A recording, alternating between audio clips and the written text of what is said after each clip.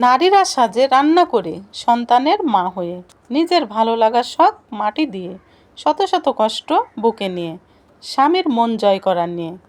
একটা নারীর আপনজন হচ্ছে স্বামী। কি ঠিক বলিনি?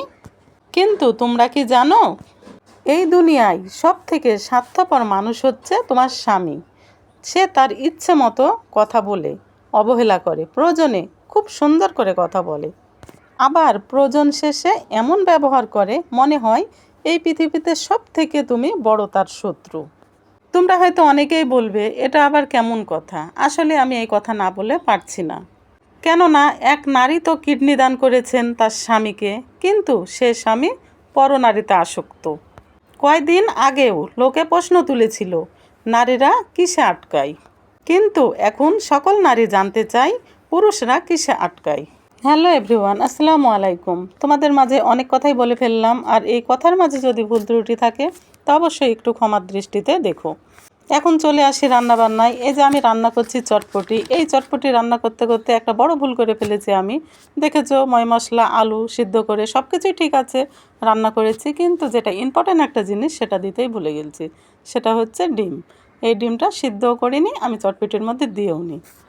এই মন যে কোথায় বেড়াতে গেছিলো কে জানে। যাই হোক, ছেলে মেয়ে বলল যে আচ্ছা যা করেছো করেছো, এভাবেই খাই, সমস্যা নাই, ডিম আর সিদ্ধ করা লাগবে না। আমার মেয়ের হাতে নাকি সময় নাই, আমার মেয়ের খুব ভোটাপাটা, এখন এসে চলে যাবে।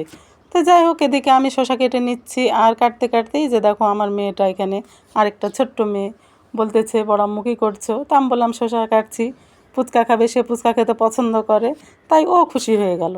গোল গোল বলের মতো পাঁপড়গুলো ভাজতে বেশ ভালোই লাগলো। আমি এদিকে মজা করে মেয়েকে বললাম ফুচকা বানাবো। অলরেডি ঘরে এসে দেখছি যে কথা সেই কাজ, মেয়ে আমার ফুচকাই বানাচ্ছে। আমি তৈরি করলাম এদিকে চটপটি, আর মেয়ে বানাচ্ছে ফুচকা। যাই হোক, এভাবে খেতে বলে খুব স্বাদ লাগে। তা খাও, যে যার খুশি সে তাই সেভাবেই খাও। ডিম যেহেতু সিদ্ধ করেনি, সেখানে ঝটপট মেয়েকে ডিম অলরেডি কুচি কুচি করে ভেজে এনে দিয়ে দিলাম। আর মেয়ে এদিকে টক তৈরি করেছি তেঁতুলের, আর ডিম শসা, আর এদিকে মাখানো চটপটি দিয়ে আর আলু দিয়ে একটু ভর্তা করে সুন্দর করে একেবারে বাজারে রেস্টুরেন্টের ফুচকাও ফেল করে দিল। আমার মনে হয় ফুচকা পছন্দ করে না এমন কোনো মানুষই নাই। ছোট থেকে বড় সকলেই পছন্দ করি। এই যে দেখো আমার এই ছোট্ট মামুনিটা, সে কত সুন্দর করে টক তুলে নিচ্ছে। টক দিয়ে যে খেতে ভালো লাগে এটাও সে জানে। এখানে শুধু আমার মামুনি খাচ্ছে না, অনেকেই খাচ্ছি, আমিও খাচ্ছি ক্যামেরার বাইরে। কিন্তু আসলে এইভাবে চটপটি দিয়ে ফুচকা বানিয়ে খেতে যে এত স্বাদ, আসলে না খেলে বোঝা যায় না।